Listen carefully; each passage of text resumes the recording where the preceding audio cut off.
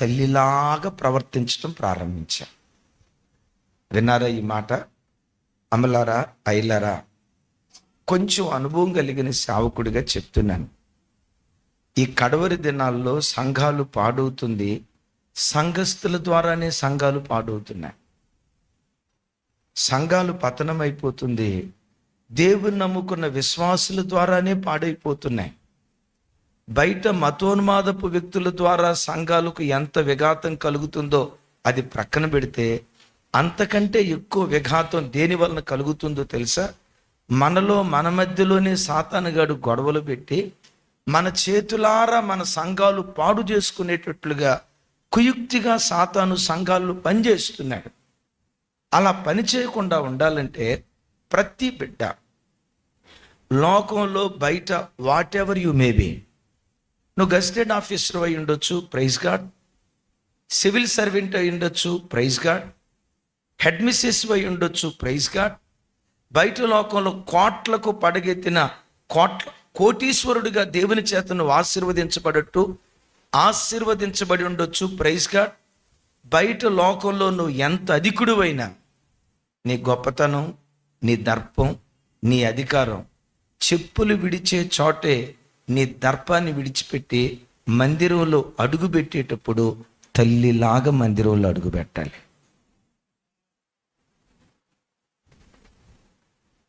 అత్తలాగా అడుగు పెట్టకూడదమ్మో.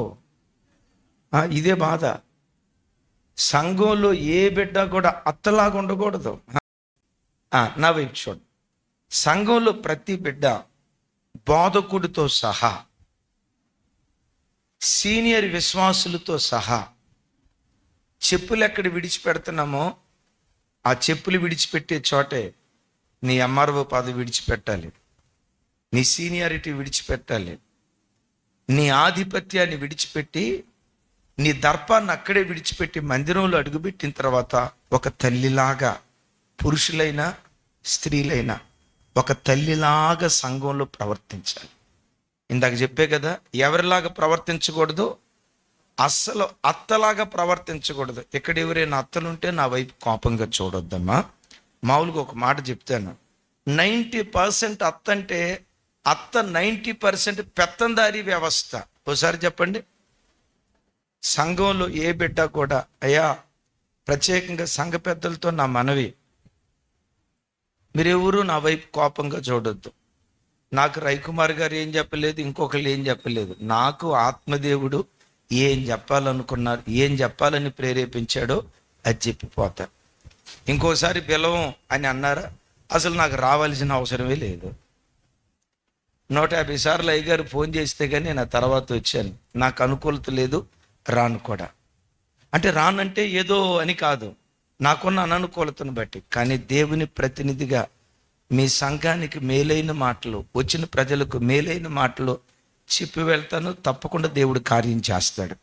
అలాగని మీలో ఏవో లోపాలు ఉన్నాయని నేను చెప్పట్లేదు, ఏమీ తెలియదు. ఆత్మదేవుడు నిలవబెట్టాడు, ఆయన చెప్పమన్న మాటలే చెప్తున్నాను.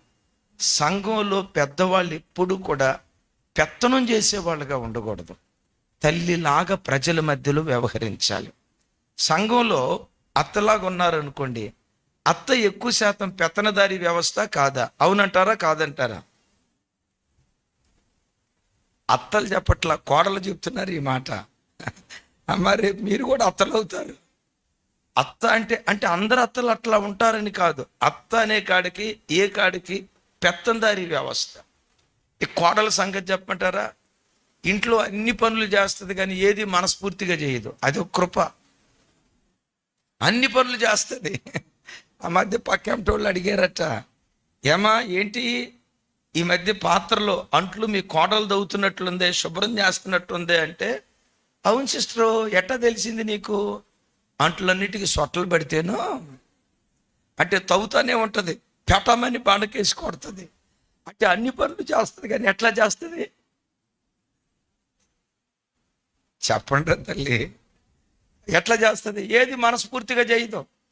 లోపల తిట్టుకుంటా గొనుక్కుంటా, ఈ ముసలిదానికి సాగు రాదే, ఊరోళ్ళు అందరూ పోతున్నారు, ఇది బాగాలేదే, మన కరోనా కాలంలో పండుటాకులన్నీ రాలిపోయినాయి, ఈ ఆకు రాలేదే, నా ప్రాణం కోసమే దాపురించిందని లోపల తిట్టుకుంటా అన్నీ చేస్తుంది. మళ్ళా పలకరించేటప్పుడు మాత్రం అత్తయ్య గారండి.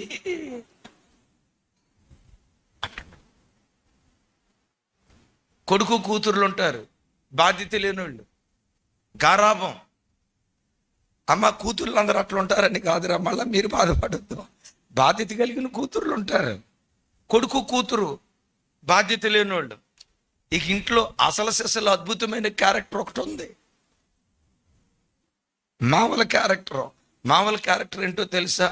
కళ్ళతో చూస్తాడు కానీ, చెవులతో వింటాడు కానీ ఎవరిని ఏమంటాం. కోడలనంటే ఇచ్చే టీ నీళ్ళు ఆపటం మానేస్తుందేమో, భార్యను అందామా అని చెప్పి కళ్ళతో చూస్తాడు, చెవులతో వింటాడు కానీ ఎవరిని ఏమనలేడు. అద్భుతమైన క్యారెక్టర్, మామ క్యారెక్టర్. ఇంట్లో సంఘంలో మామలాగా ఉండకూడదు, కోడలాగా ఉండకూడదు, అత్తలాగా ఉండకూడదు, బరువు బాధ్యత లేని కొడుకు కూతురులాగా ఉండకూడదు. సంఘంలో వాక్యం బోధించే సేవకుడు మొదలుకొని మందిరానికి వచ్చే ఆఖరి విశ్వాసి వరకు సంఘంలో ఒక తల్లిలాగా ప్రవర్తిస్తే సంఘాలు జన సమృద్ధితో నింపబడటానికి దేవుడు కృప చూపిస్తాడు. శబ్దం గట్టిగా ఆమెన్. ఈ వాక్యం వింటూ ఉండగా ప్రభువుని అడగండి, దేవా నా సంఘంలో నన్ను ఒక తల్లిలాగా చేయ్యా, ఒక తల్లి లాంటి మనసుతో నేను సేవ చేసేటట్లు, తల్లి లాంటి మనసుతో ప్రజలతో నేను మాట్లాడేటట్లు దేవా నన్ను బలపరచయ్యా, ఆ తల్లి లాంటి మనసు నాకు దయచేయని సంఘానికి వచ్చే ప్రతి బిడ్డ, ప్రత్యేకంగా దైవ సేవకులతో సహా ఒక తల్లిలాగా సంఘంలో ఉండాలి. తల్లి అని అనటంతో ఎన్నో దివ్యమైన క్యారెక్టర్స్ ఉన్నాయి. అన్నీ చెప్పడానికి సమయం సరిపోదు కానీ త్వరగా ఒక 5 లక్షణాలు చెప్తాను. నంబర్ 1, కనిన దానిని తల్లి అంటారు. మరలా చెప్తున్నాను, ఒక స్త్రీని తల్లి అని ఎప్పుడు పిలుస్తారంటే ఆ తల్లి పిల్లలను కంటే. ఈ స్థలంలో ఎవరైనా శరీర సంబంధమైన సంతానం లేకపోతే బాధపడాల్సిన పని లేదు. ఇచ్చారా, దేవునికి స్తోత్రం. ఒకవేళ ఇవ్వలేదా, శరీర సంబంధమైన సంతానాన్ని మనం కలిగిన దానికంటే సంఘానికి వచ్చే ప్రతి బిడ్డ ఆత్మ సంబంధమైన పిల్లలను కనేవారిగా ఉండాలి. చెప్దాం ఆమెన్. అపోస్తుడైన పౌలు వారు అంటారు కదా, కొరింథీ సంఘంతో మాట్లాడేటప్పుడు, నా సువార్త వలన నేను మిమ్మును కంటిని. ఒకసారి చెప్పండి, నా సువార్త వలన నేను మిమ్మును. అంటే అపోస్తుడైన పౌలు వారు ఎవరు? ఒక్క వ్యక్తి 2 ఖండాలు కదిలించే అద్భుతమైన శక్తిగా ఎందుకు మారాడో తెలుసా? ఎప్పుడు ప్రసవేదన, ఆత్మల కొరకైన ఆక్రందన, నూతనాత్మలను కనాలనే ఆ ప్రసవ వేదనే వేవేల కొలది ఆత్మలను కనే తల్లిగా దైవజనుడైన అపోస్తుడైన పౌలు వారు మార్చబడ్డాడు. సంఘానికి వచ్చే ప్రతి బిడ్డ ఇలా అనాలి, ఇదిగో ఈ 10 మంది ఆత్మలను నేను కన్నా, ఈ 10 మంది నూతనాత్మలను నేను కన్నా, నా సువార్త ద్వారా వీళ్ళను కన్నానని సంఘానికి వచ్చే ప్రతి బిడ్డ ఆత్మలను కనే తల్లులుగా ఉంటే సంఘపు గుడారపు తాళ్ళు సరిహద్దులు సంవత్సరం పొడిగించుకుంటూ వెళ్ళటానికి దేవుడు కృప చూపిస్తాడు. మేబీ ఇది హెబ్రోన్ బ్యాక్గ్రౌండ్ అని నేను అనుకుంటున్నాను. మీలో కొంతమందికి తెలిసి ఉండొచ్చు, సైలెస్ ఫ్యాక్స్ గారి పేరు విన్నారా? సైలెస్ ఫ్యాక్స్ దొరగారు పేరు విన్నారా? రైట్. సైలెస్ ఫ్యాక్స్ గారు వారు తన స్వస్థలంలో ఉన్నప్పుడు ఒక సంఘానికి వెళ్ళేవారట. ఆ దైవజనుడి అనుభవాన్ని రాజారావు గారు అని అద్భుతమైన రచయిత తన పుస్తకంలో రాస్తాడు. అది 5,000 మంది కలిగిన సంఘం. ఆ 5,000 మంది కలిగిన ఆ పెద్ద సంఘంలో ఒకే తల్లి 2,000 ఆత్మలను కన్నదట. ఒక్క తల్లి 2,000 ఆత్మలను కన్నదట. ఎట్లా కంది? ఆదివారం ఒక్కరోజు మందిరంలో కనపడుతుందటమ్మా. సోమవారం నుంచి శనివారం వరకు ఇంటింటికి వెళ్ళి దేవుని వాక్యాన్ని ప్రకటించేదట. ఆ ఆదివారం విన్న వాక్యం సోమవారం నుంచి శనివారం వరకు అనేకులకు తెలియచేసేదట. ఆ తల్లి సువార్త ద్వారా రమారమి 2000 మంది ప్రజలు రక్షణలోకి వచ్చారు. దినాలు అట్లా సాగుతున్నాయి. సడన్గా ఏం జరిగిందో తెలుసా? ఆ తల్లి యొక్క 2 కాళ్ళకు ఒక అరుదైన వ్యాధి వచ్చి 2 కాళ్ళు చచ్చుబడిపోయినాయట. చచ్చుబడిపోయి మంచం మీద నుంచి లేవలేని స్థితిలో, అచేతన స్థితిలో మంచం మీద పండుకొని ఏడుస్తుందట. దేని కొరకు చెప్పమంటారా?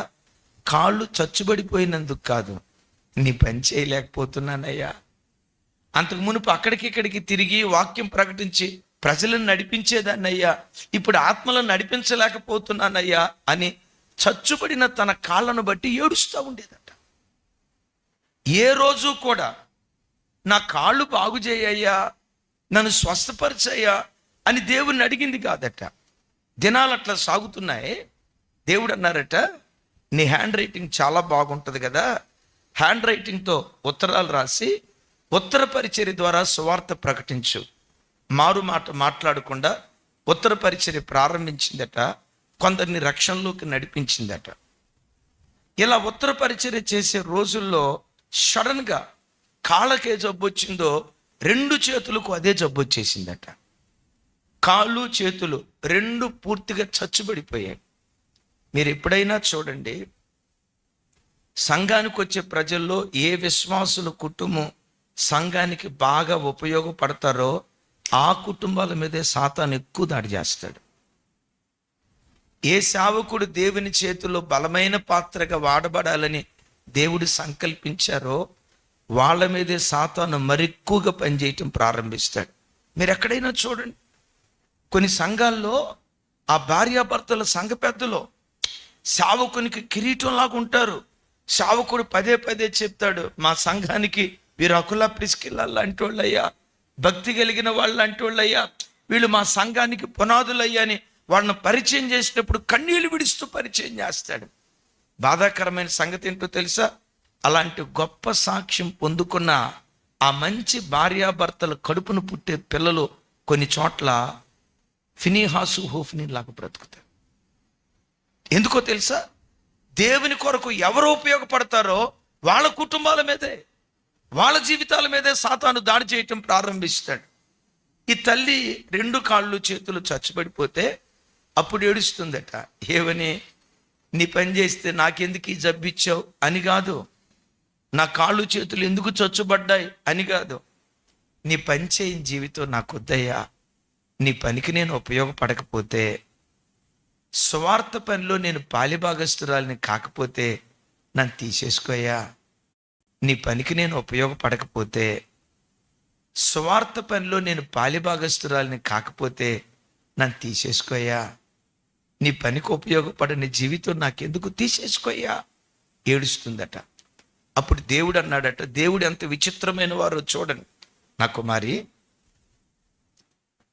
నోట్లో పెన్ను పెట్టుకొని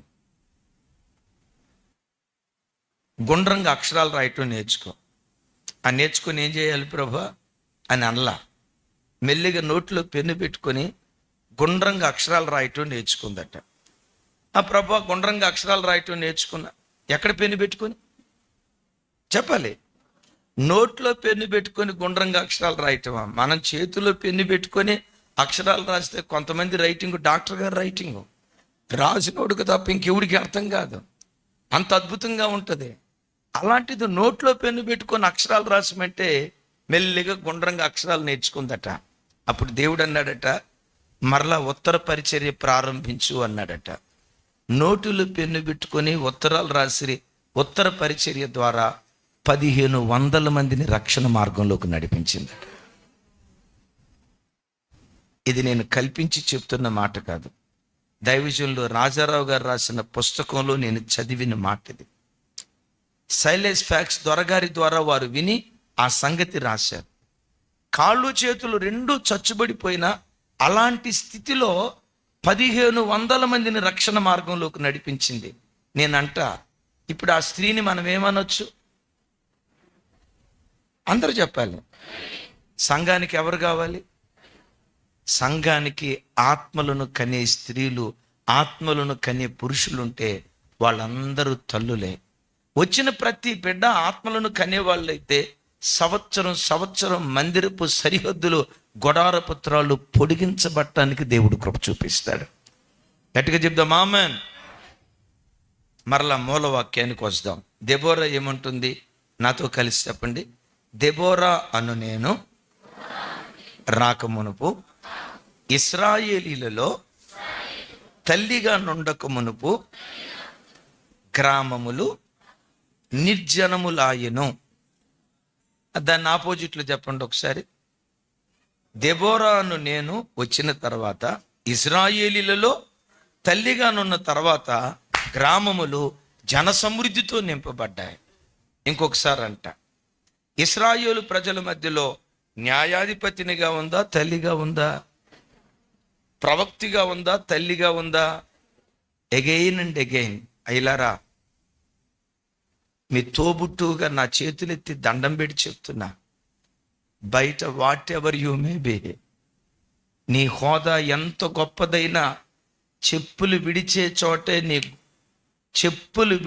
చోటే నీ హోదా విడిచిపెట్టి మందిరంలో అడుగుపెట్టినప్పుడు ప్రజల మధ్యలో ఒక తల్లిలాగా మారిపో, ఒక తల్లిలాగా జీవించు. తల్లి అంటున్నారు. తల్లిలో ఉన్న ఇంకా క్యారెక్టర్స్ ఏంటి? నంబర్ 1 కనునది, నంబర్ 2 ఆదరించున్నది. ఒకసారి చెప్పండి. బైబిల్లో మీరు ఎరుగుదురు కదా, ఒకని తల్లి వానిని ఆదరించున్నట్లు నేను మిమ్మను ఆదరించేదను, యెరూషలేములోనే మీరు ఆదరించబడెదరు. ఒకసారి నా వైపు చూడండి, నాతో కలిసి మాట చెప్పండి. ఒకని తల్లి వానిని ఆదరించినట్లు నేను మిమ్మను ఆదరించెదను, యెరూషలేములోనే మీరు ఆదరించబడెదరు. అంటే ఇప్పుడు మనకు ఆదరణ దొరకాలంటే మనం ఎక్కడికి వెళ్ళాలి? యెరూషలేంకి వెళ్ళాలి. అంటే 3 లక్షల రూపాయలు రానుబోని టికెట్ పెట్టుకొని అక్కడికి వెళ్తే కానీ ఆదరణ దొరికిద్ది, అంతే కదా? ఆల్రెడీ ఇప్పుడే అప్పులు అయిపోయినాయి అయ్యా, ఇంకో 3 లక్షల రూపాయలు పెట్టుకుంటే మా నెత్తిని కొంపట పెట్టుకున్నట్టే కదా అని అంటారు. అంటే ఇప్పుడు మనకు ఆదరణ దొరకాలంటే ఆ యెరూషలేంకి వెళ్ళాలా? దానికి మించిన అతి శ్రేష్టమైన యెరూషలేం ఏదో తెలుసా? దేవుడు మీకు ఇచ్చిన సంఘమే. దేవుడు మనకిచ్చిన సంఘమే. దీన్ని మించిన యెరూషలేం ఏదీ లేదు. నన్ను చాలా మంది అడుగుతారు, అన్నయ్య యెరూషలేం ఎన్నిసార్లు వెళ్ళి వచ్చారు ఇప్పటికీ అంటారు. దేవుని మహా గొప్ప కృపను బట్టి ఒకసారి కూడా వెళ్ళలేదని చెప్తాను. ఆమేనా?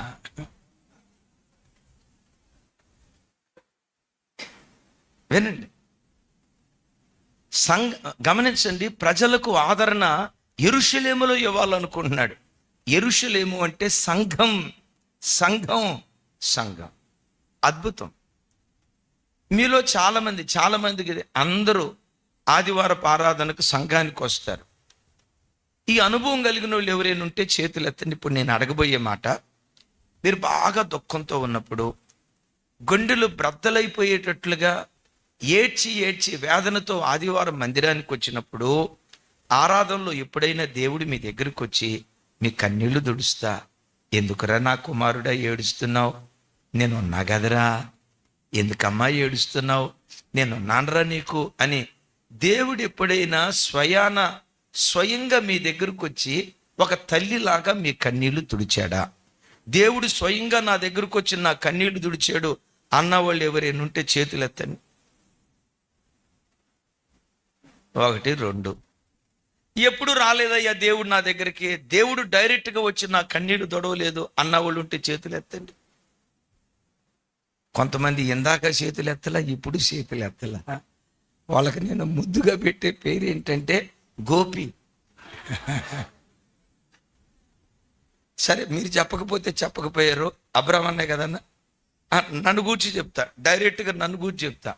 అన్నా, దేవుడు ఎప్పుడైనా డైరెక్ట్గా మీ దగ్గరకు వచ్చి ముఖాముఖిగా వచ్చి సేవకుడా ఏడవకని మీ కన్నీళ్ళు ఎప్పుడైనా తుడిచాడంటే, నేను సేవకొచ్చి 23 సంవత్సరాలు అవుతుంది. ఈ 23 సంవత్సరాల్లో ఎప్పుడు డైరెక్ట్గా దేవుడు నా దగ్గరకు వచ్చి ఆరాధనలో నా కన్నీళ్లు తొడవల. ఆఫ్కోర్స్ ఒకళ్ళిద్దరికి ఉండి ఉండొచ్చు ఆ ఎక్స్పీరియన్స్, నేను దాన్ని కాదనను, కించపరచను, తృణీకరించను. అయితే దేవుడు ప్రజలను సంఘంలో ఎలా ఆదరిస్తాడో తెలుసా? సేవకుల ద్వారా, సేవకుల నోటు నుంచి వచ్చే వాక్యం ద్వారా, ఎట్ దట్ సేమ్ టైం సంఘానికి వచ్చే విశ్వాసుల ద్వారా ఒకరి ద్వారా మరొకరిని దేవుడు ఆదరిస్తాడు. చెప్దాం హల్లెలూయా. దేవుడు ఎప్పుడు డైరెక్ట్గా వచ్చి ముఖాముఖిగా ఆదరించడు. ఎలా ఆదరిస్తాడు? ఎలా ఆదరించాలని ప్రయత్నం చేస్తాడు? సంఘానికి నూతనంగా వచ్చే ప్రజల్లో కొంతమంది పాత విశ్వాసులను తల్లిలాగా దేవుడు మార్చి, తల్లి లాంటి మనసు ఇచ్చి, ఆ తల్లి లాంటి మనసు కలిగిన వ్యక్తుల ద్వారా దుఃఖంతో వచ్చిన ప్రజలను దేవుడు ఆదరించటం ప్రారంభిస్తాడు. పెద్దగా చెప్దాం ఆమేనని. కొంచెం పెద్దగా వినపడలా. అంటే సంఘానికి వచ్చే ప్రతి బిడ్డ ప్రజల్ని ఎలా ఆదరించాలి? ఆరాధన అయిపోయిన వెంటనే ఇక ప్రార్థన అయిపోయింది, ఇక మనం ఇంటికి వెళ్ళిపోవాలి, హడావుడిగా వెళ్ళిపోవటం దేవుని బిడ్డలు చేయకూడదు. ఆరాధన అయిపోయిన వెంటనే అరే వస్తా నెల్లూరు చేపల పులుసు చేసుకొని వచ్చాం కదా, అదేమైపోద్దో, నెల్లూరు చేపల పులుసు మీద మాంసం గోంగూర మీద మనసు పెట్టి ప్రార్థన అయిపోవటంతో హడావుడిగా వెళ్ళకూడదు. ఆరాధన అయిపోయిన తర్వాత ఒక్కసారి ఎవరైనా క్రొత్త వాళ్ళు వచ్చారా ఒకసారి వెళ్ళి పలకరిద్దాం. రెగ్యులర్గా వచ్చే వాళ్ళలో ఎవరైనా మిస్ అయ్యారా, ఎందుకు రాలేదో కనుక్కుందాం. రెగ్యులర్గా వచ్చే బిడ్డల్లో ఎప్పుడు ముఖంలో కనపడే తేజస్సు కనపడకుండా ఎవరైనా దుఃఖంతో వచ్చారా, ఎవరైనా బాధతో వచ్చారా? సంఘంలో ప్రతి బిడ్డ ప్రతి విశ్వాసి మీద మనసు పెట్టాలి. ప్రతి విశ్వాసి మీద మనసు పెట్టాలి. రెగ్యులర్గా ఆదివారం వచ్చేవాళ్ళు ఈ ఆదివారం రాలేదా, ఎందుకు రాలేదో? రెగ్యులర్గా వచ్చే బిడ్డల్లో ఎవరైనా దుఃఖముఖంతో కనపడ్డారా, వాళ్ళ దగ్గరికి వెళ్ళి, ఎవరైనా కొత్తగా వచ్చారా, ఎక్కడి నుంచి వచ్చారు బ్రదర్, ఏంటి ఇంట్లో పిల్లలు బాగున్నారా? ఆ ఆదరణతో కూడుకున్న పలకరింపు సంఘంలో దొరికితే నూతనంగా మందిరానికి వచ్చిన బిడ్డ సంఘంలో స్థిరపడి వారి పిల్లలు పచ్చని ఒలీవ మొక్కలాగా మందిరంలో నాటపడటానికి దేవుడు కృప చూపిస్తాడు. సింపుల్ వ్యవహారిక భాషలో చెప్తాను. మన ఇంటికి ఎవరైనా బంధువులు వచ్చారనుకోండి, వాళ్ళని ప్రేమతో పలకరించలా, కనీసం వందనాలు కూడా చెప్పలా, ఏదో మంచినీళ్ళు ఇచ్చి మొద్దు అన్నం పెట్టి ముఖం ఇంత లావు పెట్టుకొని అస్సలు పలకరించలా. మన ఇంటికి వచ్చిన బంధువు ఇంకోసారి మన ఇంటికి వస్తాడా? అట్లా రాడు. కానీ ఒకవేళ అదే నిజమైతే నేనంట, ఒకవేళ వస్తే సచ్చిన తర్వాత దెయ్యమై పట్టడానికి వస్తాడు. సచ్చిన తర్వాత దెయ్యాలు గారు, కానీ ఒక మాట చెప్తున్నా, ఒకవేళ వస్తే సచ్చిన తర్వాత దెయ్యమై పడతాడు, అప్పుడు వస్తాడు. అదే చూడండి, మనం ప్రేమను పంచితే, నేనంట సంఘంలో వాక్యం ఎంత బాగుంటుందో దానికి మించి విశ్వాసుల ప్రవర్తన ఆదరణ అంతకంటే ఎక్కువగా బాగుంటే ఆ సంఘాన్ని ప్రజలు విడిచిపెట్టరా. ఆమె చెప్తాం గట్టిగా. మీకు కొంచెం ఇబ్బంది కలిగిన వాస్తవం చెప్తాను. క్రొత్తగా వచ్చిన వాళ్ళు ఉన్నారు. క్రొత్తగా వచ్చిన వాళ్ళు మందిరంలో కలయి తిరుగుతూ అందరితో మాట్లాడటానికి కాస్త భయపడతారా, ఫ్రీగా ఉంటారా? కొత్తగా వచ్చిన వాళ్ళు సంఘంలో ఫ్రీగా ఉండగలిగేది ఎవరు? పాత వాళ్ళు. ఇప్పుడు ఒక మాట అడుగుతా, కొన్ని సంఘాల్లో పాత వాళ్ళు ఎట్టుంటారో తెలుసా? కొత్త వాళ్ళు వచ్చారనుకోండి, ఎవరైనా పలకరిస్తే బాగుండని బెరుకుగా ఉంటారు. సరే, కొత్తగా వచ్చిన ఆయనకి పాత ఆయన కనపడ్డాడు అనుకోండి, బ్రదర్ ప్రైజ్ లాట్ బ్రదర్ అని కొత్త ఆయన అంటే, పాత ఆయన ఏం చేస్తాడో తెలుసా?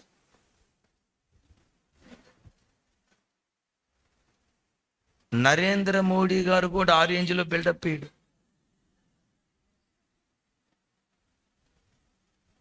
మన రాష్ట్ర ముఖ్యమంత్రులు కూడా ఆ రేంజ్లో బిల్డప్ అయ్యారు.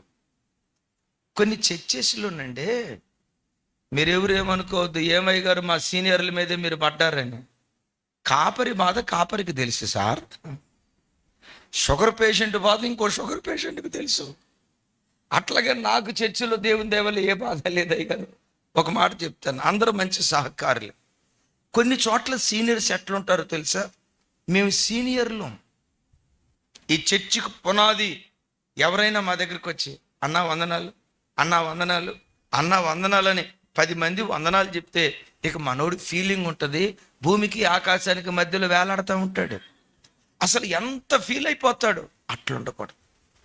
నేనంట కొత్తగా వచ్చిన వాడిలో నుంచి దేవుడు దీనత్వం ఎక్కువ ఆశిస్తాడా? పాత విశ్వాసులో నుంచి దేవుడు ఎక్కువ దీనత్వం ఆశిస్తాడా? ఎందుకు? అది 30 సంవత్సరాల బట్టి వాక్యం విని విని విని విని విని విని ఇంకెక్కువ దీనులుగా మనం మారాలి, ఇంకెక్కువ సాత్వికులుగా మారాలి. నేల మట్టుకు తగ్గించుకునే స్థితికి సంఘంలో ప్రతి బిడ్డ వచ్చి ఒక తల్లిలాగా ఆదరించే మనసుంటే నేనంట, అమ్మా నా గుండె లోతులో నుంచి మాట చెప్తున్నాను. దేవుడు సంఘాన్ని ఎలా చూడాలనుకుంటాడో రెఫరెన్స్లు ఏం వద్దు కానీ వినండి. సంఘాన్ని దేవుడు దేనితో పోలుస్తాడో తెలుసా? ఉద్యానవనంతో పోలుస్తాడు. ఒకసారి చెప్పండి, నోరు తెరవాలి. ఉద్యానవనంలో వాతావరణం ఎట్లుంటుంది? చల్లగా ఉందా? మీకు తెలిసి చెప్పండి, చెప్పేది కరెక్టే. అది ఆహ్లాదకరంగా ఉంటుంది. ఎందుకు ఉద్యానవనానికి వెళ్తారు? కదా కదా రిలాక్సేషన్ కోసం. లోకంలో మన విశ్వాసులు సోమవారం నుండి శనివారం వరకు కుటుంబంలో టెన్షన్, అలిసిపోయాయా ప్రాణాలు, ఉద్యోగ స్థలాల్లో అలిసిపోయారు, వ్యాపార స్థలాల్లో అలిసిపోయారు, పిల్లల్ని పెంచే విషయంలో వాళ్ళు ఎంత బాధ్యతగా ఉన్నా అర్థం చేసుకొని యవ్వన తరాన్ని బట్టి ఆ తల్లి తండ్రి అలిసిపోయారు. అలసిపోయిన స్థితిలో మందిరానికి వచ్చినప్పుడు మందిరం ఎలా ఉండాలో తెలుసా? సేదదీర్చేదిగా ఉండాలి, నెమ్మదినిచ్చేదిగా ఉండాలి. ఎంత అలసటతో వచ్చినా మందిరానికి రావటంతో ఆ అలసట అంతా మర్చిపోయి ఒక ఓదార్పు పొందుకొని మందిరంలో నుంచి బయలుదేరి వెళ్ళాలి. పెద్దగా చెప్దాం ఆమేన్. మందిరం ఉద్యానవనంగా కాకుండా, ఆహ్లాదాన్ని ఇచ్చేదిగా కాకుండా, మందిరంలోనే డిషు అనుకోండి, మందిరంలోనే కొట్లాట ఉందనుకోండి, ఆ అక్కంటే ఈ అక్కక బడక, ఈ అక్కంటే ఆ అక్కక బడక, ఏ ఆదివారం చర్చిలో ఏ గొడవ ఇద్దోనని భయపడతా బిక్కుమంటూ మందిరానికి వచ్చారనుకోండి, నేను అంటాను సమాధానాన్ని పంచాల్సిన మందిరాలే అసమాధానంతో ఉంటే, ఆహ్లాదాన్ని పంచాల్సిన మందిరాలే భయానకరమైన పరిస్థితిలో ఉంటే ప్రజలు ఇంకెక్కడికి వెళ్తారో? ప్రజలకు ఆహ్లాదాన్ని పంచే ఏకైక స్థలం ఈ భూమి మీద, పవిత్రతను పంచే ఏకైక స్థలం ఈ భూమి మీద ఏదైనా ఉన్నదంటే అది జీవము కలిగిన దేవుని సంఘం మాత్రమే. ఇది ఉద్యానవనంగా ఉండాలి. గొడవలకు, కొట్లాట్లకు, పెత్తనాలకు, ఆధిపత్యాలకు, అధికారాలకు మందిరం ఏ ఒక్క నాటికి కేంద్ర బిందువుగా ఉండకూడదు. మందిరం ఏ నాటికైనా ఉద్యానవనంలాగా ఉండాలి. మీరు చూడండి, ఉద్యానవనానికి పిలవకుండానే ప్రజలు పరిగెత్తుకుంటూ వస్తారు. డ్రైనేజ్ దగ్గరికి చెప్పండి సార్, మున్సిపాలిటీ వాళ్ళు తప్పితే ఇంకెవరు వెళ్ళరు. సంఘం ఉద్యానవనంలాగుంటే ఎక్కడెక్కడి నుంచో కుటుంబాలుగా గుంపులుగా మందిరానికి పరిగెత్తుకుంటూ రావటానికి దయగల దేవుడు కృప చూపించును గాక. కొంచెం గట్టిగా చెప్దాం ఆమేన్. అది యూట్యూబ్లో ఉంటుంది, ఎప్పుడైనా మీకు అవకాశం ఉంటే వినండి. జస్ట్ ఒక్క మాట టచ్ చేసి, ఉద్యానవనంలో శ్రేష్టమైన వింతైన శ్రేష్ఠ ఫలాలు ఇచ్చే చెట్లున్నాయని పరమగీతాల్లో రాయబడి ఉంది. ఒకసారి నాతో కలిసి మాట చెప్పండి, వింతైన శ్రేష్ఠ ఫలాలు. స్వరం ఎత్తి ఇంకొకసారి. శ్రేష్ఠ ఫలాలే కాదు, దాని ముందు ఆ మాట, థ్యాంక్ యూ అన్న. వింతైన శ్రేష్ఠ ఫలాలు. ఏ ఫలాలు? మారు మనసు ఫలాలు, నీతి ఫలాలు, ఇవన్నీ చెప్పుకుంటా వస్తా. ఆత్మ ఫలమేమనగా ప్రేమ, సంతోషము అని అంటారు, చూసారా? వింతైన శ్రేష్ఠ ఫలం ఏదో తెలుసా? ప్రేమ, సమాధానం. చాలా ఉన్నాయి, ఒకటి చెప్తాను. వింతైన శ్రేష్ఠ ఫలం ప్రేమ. ఏంటి ప్రేమలో ఉన్న వింతైన అనుభవం? ప్రేమలో ఉన్న వింతైన శ్రేష్టమైన అనుభవం ఏంటి? లోకంలో మనిషి అలాంటి వాడు తెలుసా? కొన్ని చోట్ల ప్రేమించిన వాడిని కూడా ప్రేమించలేరు. లోకంలో జరుగుతుంది. మేలు చేసిన వాడికి కూడా కీడు చేస్తుంది లోకం అలాంటిది. అది ఒక రేంజ్ అయితే, దానిలో కొంచెం ఆ స్థాయి నుంచి పైకి వచ్చిన వాళ్ళు ఉన్నారు. ప్రేమించిన వాడిని ప్రేమిస్తారు, మేలు చేసిన వాడికి మేలు చేస్తారు, శత్రువును ద్వేషిస్తారు, కీడు చేసిన వాడికి కీడు చేస్తారు. లోకం ఈ స్థితిలో ఉంది. కానీ సంఘం దగ్గర నుంచి దేవుడు ఆశించే వింతైన శ్రేష్ఠ ఫలం ఏదో తెలుసా? కీడు చేసిన వాడికి కూడా మేలు చేయటం వింతైన శ్రేష్ఠ ఫలం. శత్రువు కూడా ప్రేమను పంచటం. శత్రువు కూడా ప్రేమను పంచటం. చెప్పండి, ఇది వింత అంటారా, సాధారణమైన విషయం అంటారా? వింతైన శ్రేష్ఠ ఫలం ఏదో తెలుసా? శత్రువు కూడా ప్రేమను పంచటం. దూషించిన ప్రతి వాణ్ణి, నిన్ను శపించిన ప్రతి వాణ్ణి చేతులెత్తి ఆశీర్వదించటం వింతైన శ్రేష్ఠ ఫలం. సంఘం ఈ వింతైన శ్రేష్ఠ ఫలాలు ఫలించే విషయంలో ఎదిగితే, గుత్తులుగా ఫలాలు ఇవ్వగలిగితే, ఆ సంఘం వందల వేల కొలది ఆత్మలకు నిలయంగా దేవుడు మారుస్తాడు. ఎన్ని సంవత్సరాలు విన్నా మనలో రాని పరిపక్వత చెప్తా. అమ్మ ఒకసారి నా వైపు చూడండి రా తల్లి, కుడి చెంప మీద కొడితే ఎడం చెంప చూపించు అని దేవుడు అన్నారు. ఈ వాక్యం ఎంతమందికి తెలుసు? చేతులు ఎత్తండి అని అన్నాం, అందరూ చేతులు ఎత్తుతారు. ఇది సండే స్కూల్ నుంచి మనం వింటున్నటువంటి మాట కదా. ఒక్క మాట అడుగుతారా తల్లి, ఒక్క మాట అడుగుతా. ఎప్పుడైనా మీ భర్త మిమ్మల్ని ఒక చెంప మీద, కుడి చెంప మీద పెట్టమని కొడితే ఏమండి, ఒక చెంపే కొట్టారు ఏంటయ్య గారు, రెండో చెంప కూడా కొట్టండి. ఎప్పుడైనా మీలో రెండో చెంప చూపించిన వాళ్ళు ఉంటే చేతులు పైకి ఎత్తండి. పూలదండేసి ఫోటో తీసి ఖర్చంతా నేనే భరించి పేపర్ లేపిస్తా. ఒక్కళ్ళు. మరి ఈ వాక్యం మనకు తెలుసా తెలియదా? నేను అంత పెద్ద మాట అన్నాను, కానీ బైబిల్లో ఒక మాట రాసింది, వారు వినుట మట్టుకు విందురు కానీ. ఒక మాట అన్నా, ఒకవేళ సిస్టరే మీ మీద చెయ్యి ఎత్తింది అనుకో, ఏం చేద్దాం?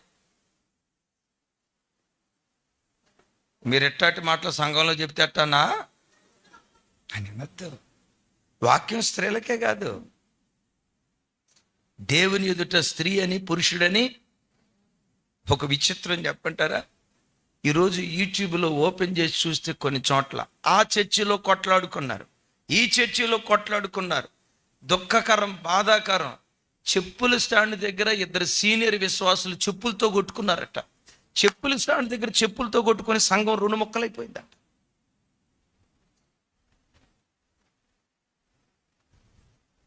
ఏం జరిగింది? ఎవరో ఒక ఆయన అడావుడిగా వెళ్లాల్సి వచ్చి ఆ చెప్పుల స్టాండ్ దగ్గర ఆ చెప్పులు తీసుకునే పరంపరలో ఇంకొక ఆయన చెప్పులు కింద పడిపోయినాయట.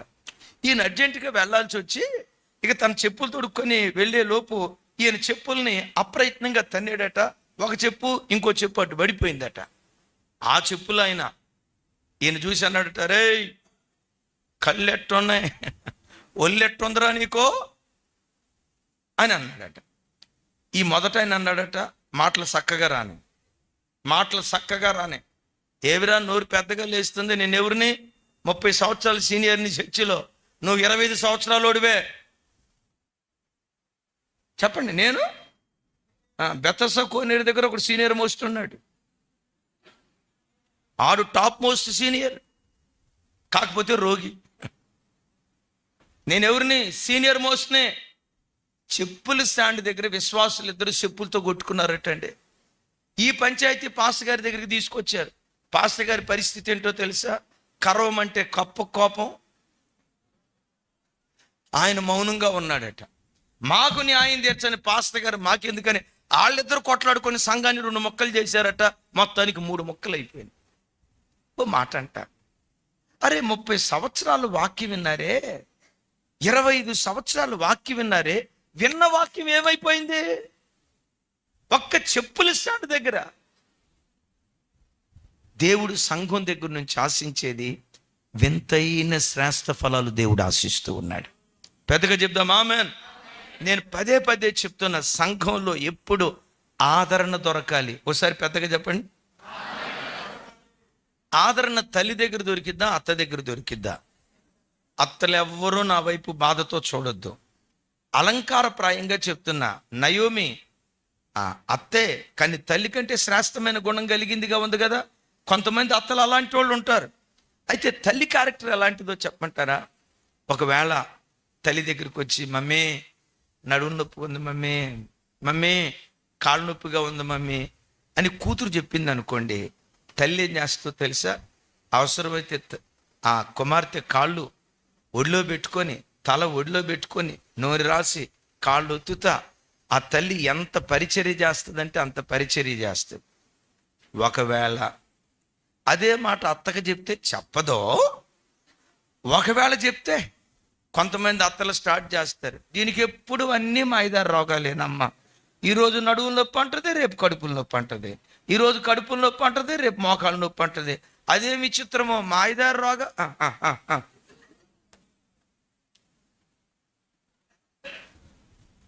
అత్త ఆదరించలేదు. అలాగని అందరు అత్తలు కాదు. తల్లి ఉంది చూసారా, తన బిడ్డను ఆదరించే విషయంలో తనకు తానే సాటి. నేనంట, కడుపును పుట్టిన బిడ్డల కంటే ఆత్మ సంబంధమైన బిడ్డలు మరి శ్రేష్ఠులు, మరి శ్రేష్ఠులు, మరి శ్రేష్ఠులు. మూలవాక్యానికి వస్తాం. దెబోరాను నేను రాకమునుపు ఇశ్రాయేలీలలో తల్లిగా నుండక మునుపు గ్రామములు నిర్జనములాయను. దాన్ని మార్చి చెప్దాం. దెబోరాను నేను వచ్చిన తర్వాత ఇశ్రాయేలీలలో తల్లిగా నున్న తర్వాత గ్రామములు, పెద్దగా గ్రామములు, మన సంఘం, దేవుడు మీకు ఇచ్చిన సంఘం, మీరు వెళ్తున్న సంఘాలు జన సమృద్ధితో నింపబడునుగాక. అలా నింపబడినట్లుగా బయట what ever you may be, మందిరానికి వచ్చేటప్పుడు నీ దర్పం అక్కడే విడిచిపెట్టి తల్లిలాగా మందిరంలో బ్రతుకు. ప్రజల మధ్యలో తల్లిలాగా వ్యవహరించు. తల్లి కనున్నది, ఆత్మలను కనేవారిగా ఉండాలి. నంబర్ 2, తల్లి ఆదరించున్నది. మూడవది, తల్లిలో ఉండే మరో గొప్ప గుణం ఏంటో తెలుసా? దాచున్నది, దాచున్నది, దాచున్నది. పిల్లలు ఏదైనా తప్పు చేస్తే, పిల్లలు ఏదైనా తప్పు చేస్తే తల్లి కళ్ళతో చూసినా కొన్ని రోజుల పాటు భర్తకు చెప్పదాం, నా పరిధిలో నేను వీడిని దిద్దుతా, నా చెయ్యి దాటితే అప్పుడు భర్తకు చెప్తా. ఈ విషయం నేను భర్తకు చెప్పాను అనుకో, తండ్రికి చెప్పాను అనుకో, చావబాతాడు, అయ్యో నా బిడ్డను కొడతాడు అని చెప్పి చివరికి ఆ బిడ్డను కన్న తండ్రికి కూడా చెప్పకుండా కొన్ని రోజుల పాటు తల్లి తన పిల్లల తప్పును దాచిపెడుతుంది. ఇది అవునా కాదా? పిల్లల పాపాన్ని కప్పిపెట్టే, సమాధి పెట్టేవారంటే తల్లులే. తప్పు అని నేను అనను, అది తల్లి నైజం. సంఘానికి వచ్చినప్పుడు కూడా, అమ్మా అయ్యా, అందరూ ఒకే ఆత్మీయ అంతస్తులో ఉండరు, అందరూ ఆత్మీయ పరిపక్వత కలిగి దేవుని దగ్గర బ్రతకరు. కొందరిలో కొన్ని లోపాలు ఉంటాయి. నన్ను దూరం నుంచి చూసి మీరు అనుకుంటారు, లేకపోతే అబ్రాం గారిని చూసి, నేను దూరం నుంచి అబ్రాం గారిని చూసి ఏమనుకుంటారు తెలుసా? ఆ కాలపు అబ్రాం గారిని చూడలేదు కానీ ఆ అబ్రాం గారి కంటే మించిన అని అబ్రాం గారు అంట. ఇప్పుడు నన్ను చూసి కూడా, అబ్బా జెర్మియా పాస్టర్ గారు చాలా అని దూరం నుంచి చూసి అనుకుంటారు. దూరపు కొండలు ఎప్పుడు నునిపే, దగ్గరకు వచ్చి చూస్తే సొట్టలు కనపడతాయి. నా మాట వినపడలేదా? అయ్యా నేను అన్నా సొట్టలు కరెక్టేనా? దగ్గరకు వచ్చి చూస్తే సొట్టలు కనపడతాయి. వినండి, ఈ సృష్టిలో ఎవడు పరిపూర్ణుడు లేడు. ఒకవేళ సృష్టిలో పరిపూర్ణుడు ఎవరైనా ఉన్నారంటే ఒకే ఒక్క వ్యక్తి, మన ఆరాధ్య దైవం ప్రభు అయిన యేసుక్రీస్తు వారు. ఆయన తప్ప ఎవ్వడు పరిపూర్ణుడు లేడు, ఆయన తప్ప ఎవ్వరూ సంపూర్ణులు లేరు. సంఘంలో కూడా కొన్ని లోపాలు కలిగిన వ్యక్తులు ఉంటారు, కొన్ని అవిధేయతలు కలిగిన వ్యక్తులు ఉంటారు. మందిరంలో కనపడేటప్పుడు ఒక రకంగా ఉంటారు, బయటికి వెళ్ళిన తర్వాత ఇంకో రకంగా ప్రవర్తిస్తారు. బయటికి వెళ్ళినప్పుడు ఇంకో రకంగా ప్రవర్తించడం ఎప్పుడైనా నీ కళ్ళతో చూస్తే తల్లిలాగా గుండెల్లో దాచిపెట్టుకొని ఆ సమస్యను పరిష్కరించగలిగిన వ్యక్తికి మాత్రమే చెప్పాలి కానీ ఖతిమా ఇంకెక్కడైనా గప్చుప్. తల్లి ఎలా ఉంటుందో చెప్తా. ఓ తల్లి అలా వెళ్తుంది.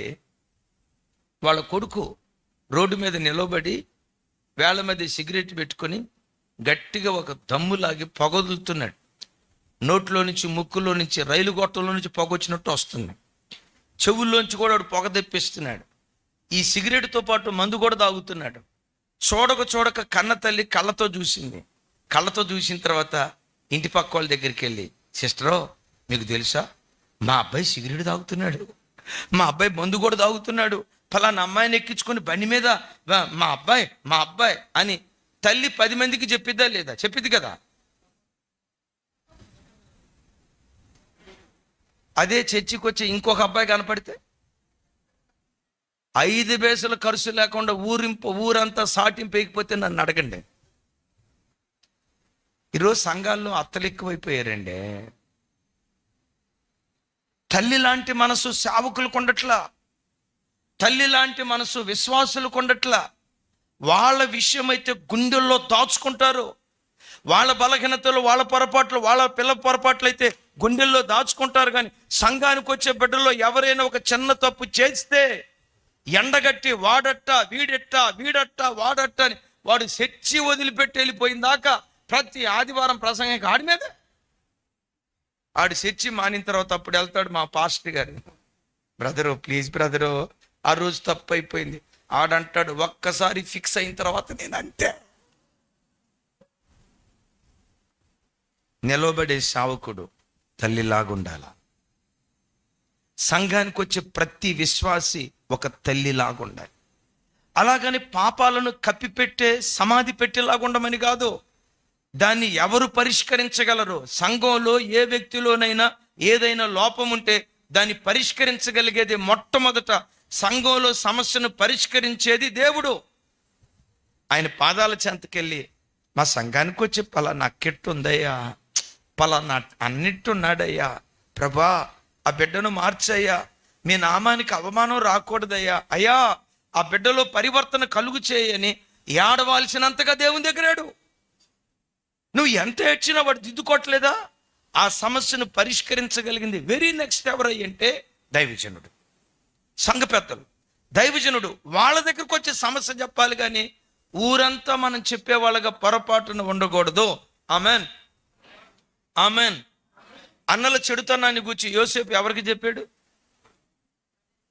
అన్నల చెడుతనాన్ని గూర్చి యోసేపు ఎవరికి చెప్పాడు? చెప్పాలి. సంఘానికి తండ్రి ఎవరు? మొదటి దేవుడు. వెరీ నెక్స్ట్ ఆ తండ్రి ఎవరు? దైవజనుడు. వీళ్ళిద్దరికి తప్ప వాళ్ళ చెవులు వీళ్ళ చెవులు నువ్వు కొరికావంటే నన్ను క్షమించండి, సంఘంలో నువ్వు కొండెగత్తివే కానీ, చాడీలు కోరు మనిషివే కానీ, అత్తలాంటి మనసు కలిగిన దానివే కానీ సంఘానికి నువ్వు తల్లివి కాదు. తల్లి ఎప్పుడు పిల్లల బలహీనతలు గుండెల్లో దాచుకుంటుంది. సంఘంలో ఒక్కొక్క వ్యక్తి లోపాన్ని గుండెల్లో దాచుకొని విప్పాల్సిన దేవుని దగ్గరే విప్పాలి. పరిష్కరించగలిగిన దేవుని దగ్గరే ఆ సమస్య మనం వెల్లడి చేయాలి. అక్కడ దాకా ఎందుకు సార్? మీకు ఒక మాట చెప్తాను. శూన్యమీరాలు ఉంది కదా, కొడుకు చనిపోయాడు, రైట్. ప్రవక్త దగ్గరికి వెళ్ళింది. ప్రవక్త దగ్గరికి వెళ్ళేటప్పుడు అంత దూరం నుంచి చూసి అంటాడు, గెహజీని పంపించాడు. ఏంటి ఎట్లా ఉందో ఏంటో కనుక్కోమంటే గెహజీ వచ్చి అంటాడు, అమ్మా నీవు, నీ భర్త, నీ బిడ్డ క్షేమమేనా అని అడిగారు. ఏమన్నారు చెప్పండి? క్షేమమేనా అని అడిగాడు. అడిగితే ఏం చెప్పింది ఆవిడ? క్షేమమా, క్షేమమా, క్షామమా? ఆ ఇంట్లో ఏముంది?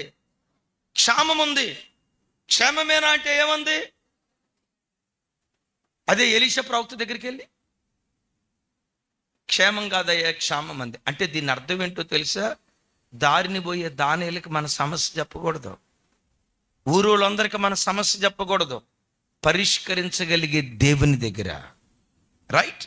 వెరీ నెక్స్ట్ దాన్ని పరిష్కరించగలిగే తండ్రి లాంటి మనసు కలిగిన దైవ సేవకుల దగ్గరే మన విప్పితే అది తల్లి లాంటి మనస్తత్వం కలిగింది. యేసయ్యకి మహిమ కలుగును గాక. పెద్దగా చెప్దాం, యేసయ్యకి మహిమ కలుగును గాక. తల్లి ఎప్పుడు దాచుకుంటుంది. నా వైపు చూడాలి, నాతో కలిసి చెప్పండి. తల్లి ఎప్పుడు ఒప్పుకుంటారా? దీన్ని ఒప్పుకుంటారా, ఒప్పుకోరా? సరే మీకు అర్థమయ్యే భాషలో చెప్పాలంటే కూతురు కూరలో ఉప్పు ఎక్కువ వేసింది, పలచగా కలుపుకుంటుంది అంతే తల్లి. ఇక అంతకుమించి ఏం చేయదు. ఇంకా బయట వాళ్ళందరికీ ఏం చెప్పిద్దో తెలుసా? మా కూతురు వంట చేస్తుందండే. అరే రే రే రే, ప్యారడైజ్ బిర్యానీ దేనికి పనికి వస్తుంది? వంట అంటే మా కూతురు చెయ్యాలా అని తెగ చెప్పింది. నేను తప్పు పట్టట్ల, తల్లి అట్లా ఉండాలి. ఒకవేళ కోడల కూరలో ఉప్పేసింది అనుకో,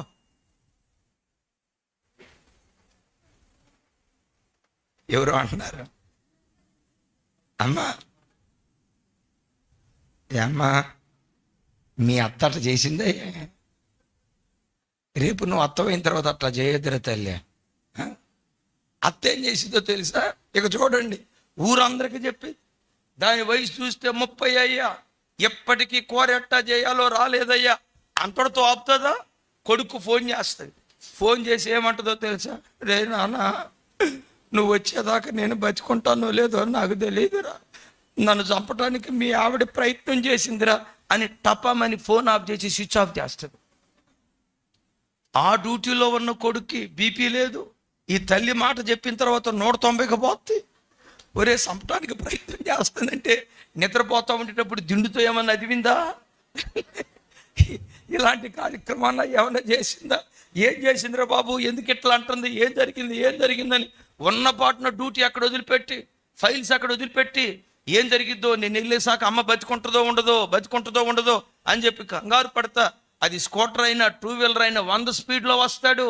ఎన్ని యాక్సిడెంట్లు తప్పించుకున్నాడు. మొత్తానికి వచ్చి ధన తలుపు కొట్టాడు. తలుపు కొట్టడంతో భార్య వచ్చి తలుపు తీసి, ఏమండి మజ్జిగ తాగుతారా, నీళ్లు తాగుతారా అని అంటే, భార్య వైపు చూసి, ఇక ఆ మాట నేను అనకూడదు, ఆగవే నీ నక్క వేషాలో, మా అమ్మని చంపాలని ప్రయత్నం చేస్తున్నామంట, నీలాంటిది ఉన్నా ఒకటే పోయినా ఒకటే, నేను పెట్ట మా అమ్మని చంపాలని ప్రయత్నం చేస్తావేను, ఏం చేస్తాను పెట్ట. ఈ అమ్మాయికి అర్థంగా, మీ అమ్మని చంపడానికి నేను ప్రయత్నం చేయటం ఏంటంటే, అదిగో ఈ యాక్షనే వద్దని చెప్పేది, నీ యాక్షన్ నాకు తెలుసు, ఆపాయి. ఏంటండి అట్లా నేనే ఆపో మా అమ్మ దగ్గరికి వెళ్తాను ఆగు అని చెప్పి లోపల ఎక్కడో రూమ్లో ఉన్న తల్లి దగ్గరికి వెళ్తుంది. ఆ తల్లి హాయిగా గాఢ నిద్రలో ఉంటుంది. అమ్మా ఏం చేసిందే ఇది, నేను ఏం చేసేది ఏముందయ్యా, నన్ను చంపాలని ప్రయత్నం చేసిందయ్యా. ఎట్లా ప్రయత్నం చేసింది ఏంటి అంటది.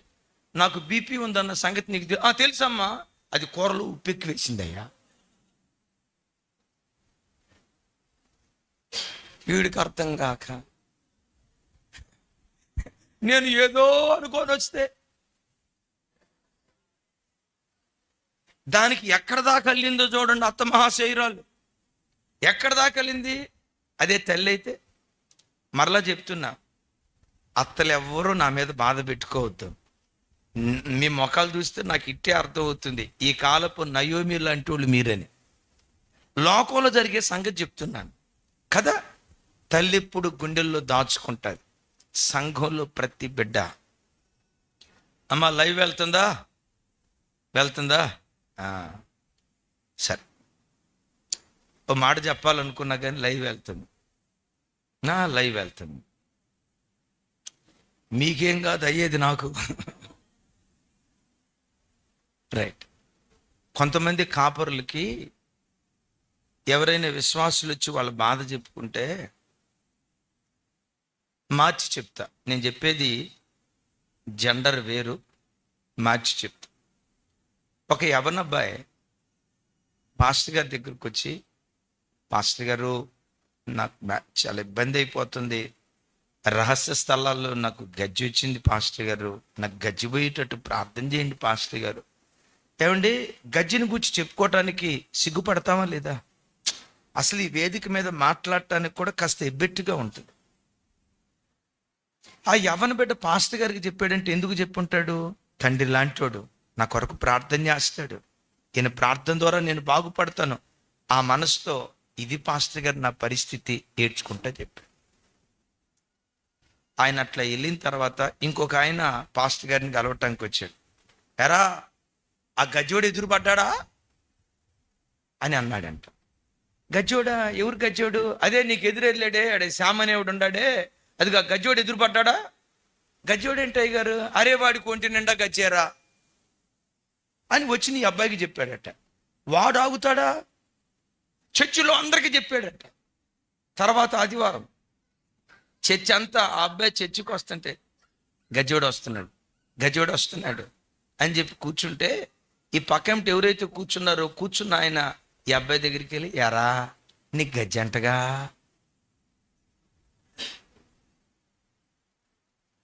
సేవకుడికి తల్లి లాంటి మనసు ఉండాలి. విశ్వాసుల భారాన్ని గుండెల్లో యాజకుడు ధరించినట్లుగా వారి భారాన్ని, బాధను గుండెల్లో దాచుకోవాలి. కానీ వీళ్ళ సంగతి వాళ్ళకి, వాళ్ళ సంగతి వీళ్ళకి పొర్రపాటున దైవ సేవకురాలు కానీ దైవ సేవకులు కానీ పొర్రపాటును చెప్పకూడదు. ఒక తండ్రి లాంటి మనసుతో, ఒక తల్లి లాంటి మనసుతో మనం దాచుకునే వాళ్ళగా ఉంటే ఏ ప్రజలైనా మన దగ్గరకు వచ్చి వాళ్ళ సమస్య చెప్పుకోవటానికి భయపడరు. మా పాస్టర్ గారికి ఏది చెప్పినా గుండెల్లో పెట్టుకుంటాడే కానీ మమ్మల్ని అల్లరి చేయడయ్యా. ఒక తండ్రిలాగా తల్లిలాగా హృదయంలో దాచుకుంటాడు కానీ మా బ్రతుకులను అల్లరి పాలు చేయడయ్యా. తల్లి లాంటి మనసు కలిగిన వాళ్ళు మా సంఘ పెద్దలు, తండ్రి లాంటి మనసు కలిగిన వాళ్ళు మా సంఘ పెద్దలని. అలాంటి సంఘంలో ప్రజలు కట్టబడటానికి ఇష్టపడతారు. వచ్చిన ప్రతి నూతనాత్మ మందిరంలో స్థిరపడ్డారు అనుకోండి, సంవత్సరం సంవత్సరం వెంబడి సంవత్సరం అది పొడిగించబడటానికి దేవుడు కృప చూపించును గాక. మరలా మూల వాక్యానికి వద్దాం. ఒకసారి నాతో కలిసి చెప్పండి. దెబోరాను నేను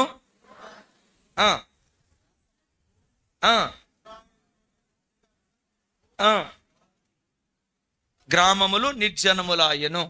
దాన్ని కొంచెం మార్చి చెప్దాం. దెబోరాను నేను వచ్చిన తర్వాత, ఇజ్రాయేలీలలో తల్లిగానున్న తర్వాత గ్రామములు, ఆవిడ ప్రవక్తిని, కానీ ప్రజల మధ్యలో ప్రవక్తినిగా లేదు. ఆ తల్లి న్యాయాధిపతిని, కానీ ప్రజల మధ్యలో న్యాయాధిపతినిగా లేదు. ఇప్పుడు చెప్పండి, ప్రజల మధ్యలో ఎలా ఉందట? మార్వోవైనా, డాక్టర్ అయినా, కోట్లకు పడగెత్తిన అధినేతవైనా మందిరానికి వచ్చినప్పుడు చెప్పులు ఎక్కడ విడుస్తామో అక్కడే మన దర్పాన్ని విడిచిపెట్టి ప్రజల మధ్యలో ఒక తల్లిలాగా బ్రతుకుదుముగాక. తల్లి నంబర్ 1 కనున్నది, నంబర్ 2 ఆదరించున్నది, నంబర్ 3 చెప్పాలి, నంబర్ 4 తల్లి త్యాగజీవి లేక శ్రమజీవి. తల్లి శ్రమజీవి, త్యాగజీవి. ఓ మాట అడుగుతా, ఒక ఇంట్లో అందరికంటే పెందలాలు లేచేది ఎవరు?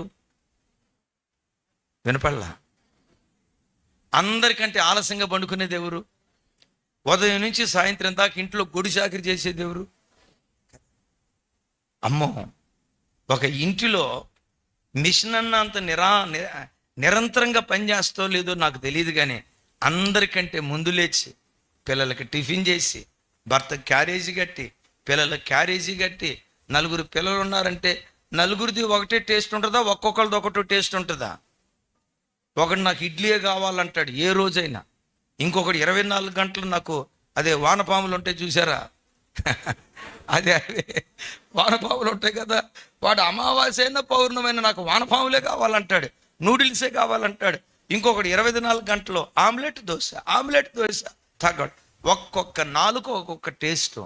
అందరినీ తృప్తిపరిచిన తర్వాత అసలు ఆయన ఉంటాడు మా సార్,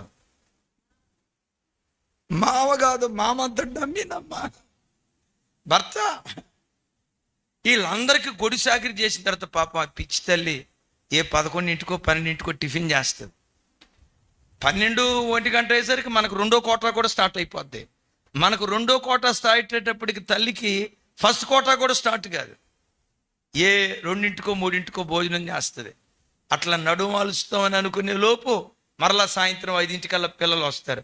అయ్యో పిల్లలు వస్తారు, tiffin tiffin tiffin tiffin tiffin వాళ్ళకి టిఫిన్ చేసి, వంట చేసి, ఈ కార్యక్రమం అయ్యి వాళ్ళు తిన్న ప్లేట్లు కడిగి ఇది అంతా అయిపోయేసరికి పాపం ఆ పిచ్చి తల్లికి ఏ మధ్యరాత్రి 12-12:30 అవుతుంది. మరలా 5 ఒక ఇంటిలో శ్రమజీవి ఎవరైనా ఉన్నారంటే సంఘానికి వచ్చే ప్రతి బిడ్డకు కూడా కుటుంబం కొరకు తల్లి కష్టపడిన దానికంటే సంఘక్షేమం కొరకు మరెక్కువగా మనం ప్రయాసపడే వారిగా దేవుని దగ్గర ఉందుముగాక. పిల్లల కొరకు ప్రయాసపడొద్దు అని నేను అనను. పిల్లల కొరకు పడిన దానికంటే దేవుని కొరకు, సంఘం కొరకు, సంఘం యొక్క క్షేమం కొరకు మరెక్కువగా మనం ప్రయాసపడే వ్యక్తులుగా దేవుని దగ్గర మనం బ్రతుకుదుముగాక. ఎందుకు సంఘం కొరకు ఎక్కువ ప్రయాసపడాలి? అద్భుతం. ప్రభువునందు మీ ప్రయాసము వ్యర్థము కాదు అని ఎరిగి. అంటే ఏ ప్రయాసాలైనా వ్యర్థమైపోతాయేమో. ప్రసంగిలో అంటాడు కదా, వ్యర్థం ఏ ప్రయాసాలన్నా వ్యర్థమైపోతాయేమో. కానీ ఒక వ్యక్తి దేవుని కొరకు పడిన ప్రయాసం, ఒక వ్యక్తి జీవము కలిగిన దేవుని సంఘం కొరకు పడిన ప్రయాసం ఎప్పటికీ ఎన్నటికీ వ్యర్థం కాదు. ఎందుకు వ్యర్థం కాదో తెలుసా? ప్రభువారి మాటల్లోనే చెప్తాను. ఎవరైనా ప్రవక్తను చేర్చుకొని ప్రవక్తకు గిన్నెడు చన్నీళ్ళు ఇస్తే చాలు. ఎంతండి? ఇంకోసారి, గిన్నెడు చన్నీళ్ళు ఇస్తే చాలు, దాన్ని కూడా మనసులో ఉంచుకొని దానికి కూడా ప్రతిఫలం ఇస్తాను అంటాడు. బా, ఎంత గొప్ప మనసున్న దేవుడు! గిన్నెడు మంచినీళ్ళు ఇస్తే కూడా దాన్ని కూడా మనసులో ఉంచుకొని దానికి కూడా ప్రతిఫలం ఇస్తాను అని మాట్లాడుతున్నాడు. చూడండి, కొన్నిసార్లు మన పిల్లలు, అందరు పిల్లలు అలా ఉంటారు అని నేను అనను. మేము ఉండే ప్రాంతంలో, ఆయన ప్రకాశం జిల్లా, సరే లైవ్ వెల్, ఓ ప్రాంతంలో ఆయన టాపి మేస్త్రి, ఇద్దరు కొడుకులు. ఆయన ఒంటి మీద సరైన బట్ట వేసుకునేవాడు కాదు, చిరిగిపోయిన బట్టలు. ఎప్పుడు చూసినా లేబర్ వర్క్ చేసి చేసి చేసి చేసి కుటుంబం కొరకు ఆహుతైపోయాడు. ఇద్దరు పిల్లల్ని కార్పొరేట్ స్కూల్లో, కాలేజీలో చదివిస్తున్నారు. పెద్దోడు దారి తప్పాడు. తల్లి ఒకరోజు, రేయ్, మీ నాన్న కష్టం చూడరా, మీ నాన్న కష్టం చూడు, రెక్కల ముక్కలు చేసుకొని కష్టపడుతున్నాడు రా, కనీసం మేము పడుతున్న కష్టం ఏవైనా మీకు గుర్తుంటుందా? కన్నావురా, కష్టపడి పెంచుతున్నావురా, అరే కడుపును పుట్టిన పిల్లలు ఇలా అయిపోతే ఏ తల్లి తట్టుకోగలుగుతారా? ఏడుస్తా, కష్టపడి పెంచుతున్నావురా, కన్నావురా అని ఏడుస్తూ ఉంటే ఆ కొడుకు తల్లి వైపు చూసి, 20 సంవత్సరాల కొడుకు తల్లి వైపు చూసి అంటాడు, ఏమ్మా కన్నాం కన్నాం కన్నాం కన్నాం అంటున్నావు, భూమి మీద నువ్వు ఒక్కదానివే కన్నావా? ఇంకా ఏ స్త్రీలు పిల్లల్ని కనలేదా? నువ్వు కనేది ఏంటమ్మా? పంది కూడా పిల్లల్ని కంటది అన్నాడు. తల్లి ఏం చేసిందో తెలుసమ్మా? కుప్పలాగా కూలిపోయి వాడి కాళ్ళు పట్టుకొని, రే 20 సంవత్సరాలు పెంచిన పెంపకానికి నన్ను పోల్చిన పోలిక చాలురా, నీకు దండం పెడతా, ఇంకోసారి నిన్ను ఒక్క మాట అన్నని ఆ తల్లి ఏడ్చిన ఈడ్పో ఇప్పటికీ నా చెవుల దగ్గర గింగురుమంటుంది. 20 సంవత్సరాలు కొడుకును పెంచితే ఆ కొడుకు తల్లికిచ్చిన బిరుదేంటి? తల్లిని ఎవరితో, దేనితో పోల్చాడు? నేను ప్రకటించే నా యేసయ్య నీ కొడుకు లాంటోడు కాదమ్మా, నీ కూతురు లాంటోడు కాదమ్మా, నీ కడుపును పుట్టిన పిల్లల లాంటోడు కాదమ్మా, నీ భర్త లాంటోడు కాదమ్మా. నేను ప్రకటించే యేసయ్య గిన్నెడు మంచి నీళ్ళు ఇచ్చిన దానికి కూడా ప్రతిఫలం ఇచ్చే మనసున్న మహా గొప్ప దేవుడు. పెద్దగా చెప్దాం ఆమెన్, పెద్దగా చెప్దాం ఆమెన్, స్వరమెత్తి ఆమెన్. ఎప్పుడు సంఘం కొరకు, క్రైస్తవ సంఘానికి వచ్చే ప్రతి బిడ్డ నలగొట్టబడాలి. ఎలా నలగొట్టబడాలో ఓ మాట చెప్పి ఇక నేను ముగింపులోకి వెళ్తాను. మీ అందరికీ వాక్యం బాగా తెలుసు కనుక నేను రెఫరెన్స్లు చెప్పట్లేదు. జకరియా గ్రంథంలో ఒక ప్రత్యక్షత మనం చూస్తాం. మధ్యలో ఒక దీప వృక్షం, ఇటువైపు ఒక ఒలీవ చెట్టు, ఇటువైపు ఒక ఒలీవ చెట్టు. ఆ ఒలీవ చెట్టులో ఒలీవ కాయలు, ఆ కాయలు దంచబడుతూ ఉండగా దానిలో నుంచి బయలుదేరిన తైలం దీపవృక్షం మీద పడితే ఆ దీపవృక్షంలో ఉన్న దీపాలు దేదీప్యమానమైన జ్యోతులుగా వెలుగుతున్నట్లుగా జకరియా గ్రంథంలో మనం చూస్తాం. తెలుసు కదండి ఈ మాట? సరే, తెలిసి చాలా మందికి తెలుసు. ఒకవేళ తెలియకపోతే గృహాలకు వెళ్ళిన తర్వాత చూడండి. సరే, విషయం ఏంటంటే దీపవృక్షం, ఇటువైపు 2 ఒలీవ చెట్లు. దీపవృక్షం పాత నిబంధనలో ఇజ్రాయేలు జాతికి చిహ్నం. క్రొత్త నిబంధనలో అదే దీపవృక్షం జీవము కలిగిన దేవుని సంఘానికి గుర్తుగా ఉంది. ఆమేన్. సంఘానికి ఎలా గుర్తు? బైబిల్లో మనం చూస్తే ప్రకటన గ్రంథంలో చూస్తాం కదా, 7 నక్షత్రములు చేతబుని 7 దీపస్తంభముల మధ్య మనుష్య కుమారుని పోలిన ఒక ఆయన సంచరిస్తూ ఉన్నాడట. యోహానికి అర్థం కాక, ఆ 7 నక్షత్రాలు ఏంటయ్యా? ఈ 7 దీపస్తంభాలు ఏంటయ్యా? అప్పుడు దూత చెప్తాడు, ఆ 7 నక్షత్రాలు 7 దైవ సేవకులు, ఆ 7 దీపస్తంభాలు 7 సంఘాలు అంటాడు. ఇప్పుడు చెప్పండి, దీపవృక్షం దేనికి గుర్తు? దీపవృక్షం దేనికి గుర్తయి అంటే, ఈ గూడూరు పట్టణంలో మిమ్మల్ని ప్రేమించి మీకు ఇచ్చిన యూనివర్సల్ క్రైస్ట్, దేవుడు మీకు ఇచ్చిన చర్చను చూసారా? ఇదే దేవుడు మీకు ఇచ్చిన దీపవృక్షం. సంఘం దేవుడు మీకు ఇచ్చిన దీపవృక్షం.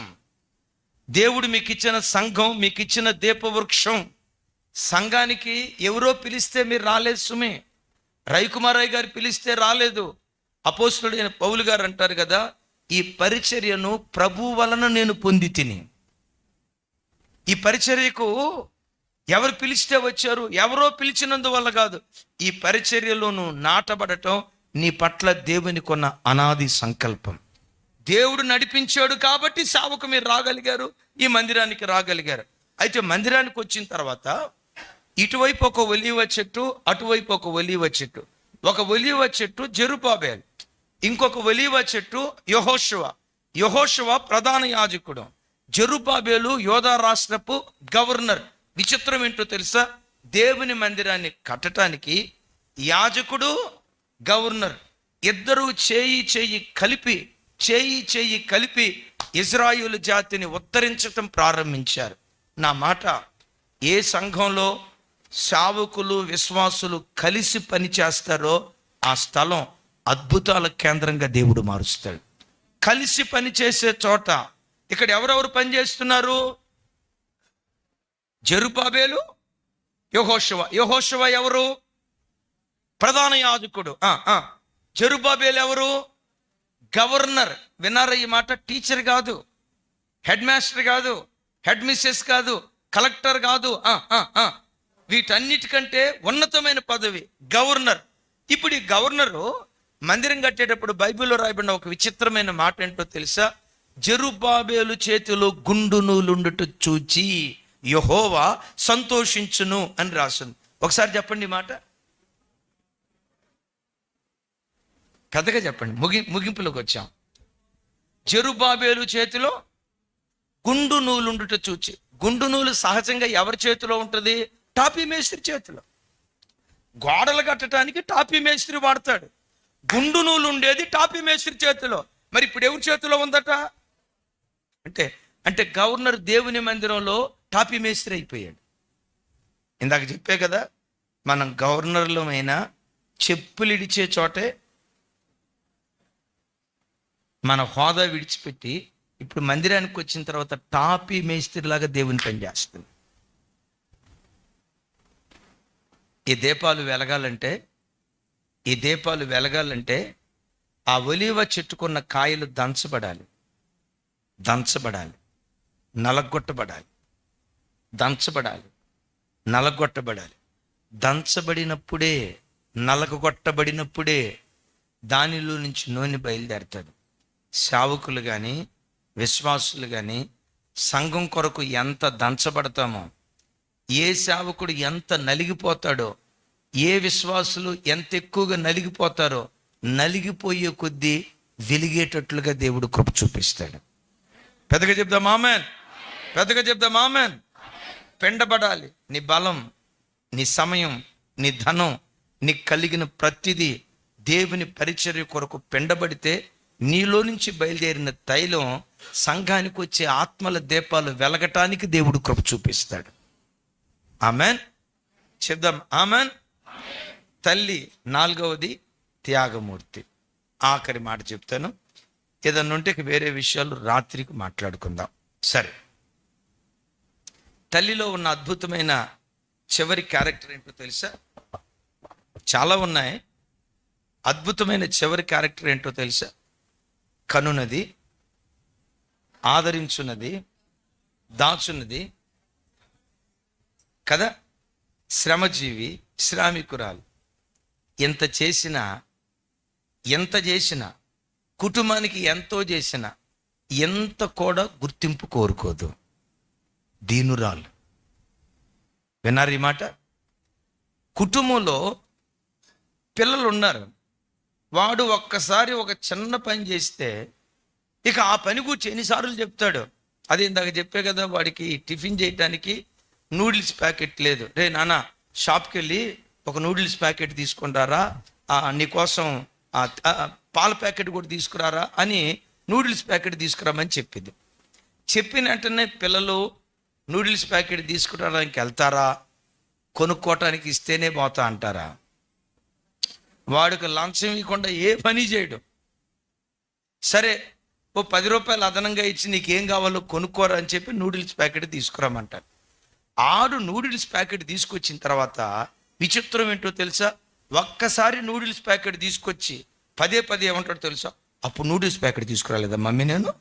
అప్పుడు అప్పుడు ప్రభు రాకడ వరకు చెప్తానే ఉంటాడు.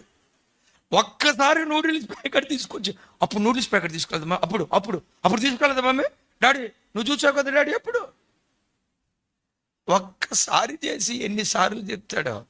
వాడు ఒక్కసారి చేసినందుకే అంత చెప్తే తల్లి ప్రతిరోజు ప్రతి క్షణం కుటుంబం కొరకు ఎంతో చేస్తుంది కదా.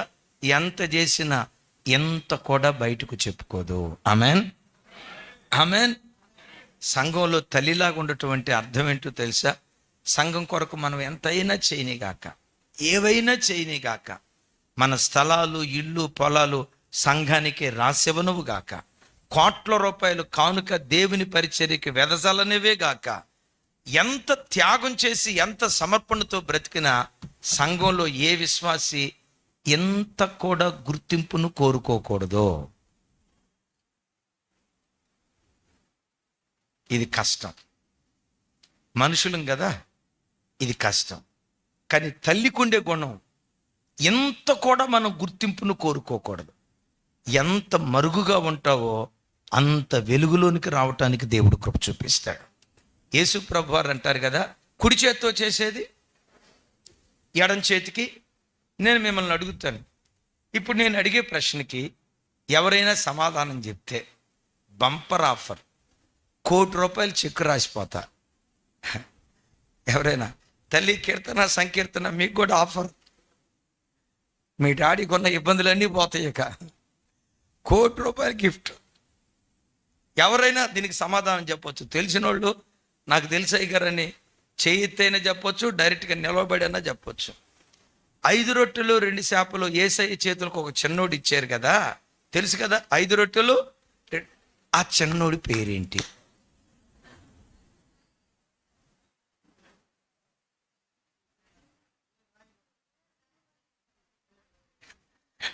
మరై కుమారయ్య గారిని అడుగుతాం. అయ్యా మీకేమన్నా తెలుసా? నన్ను అడగండి. మీకేమన్నా తెలిసేమని అడగండి, నన్ను అడగండి.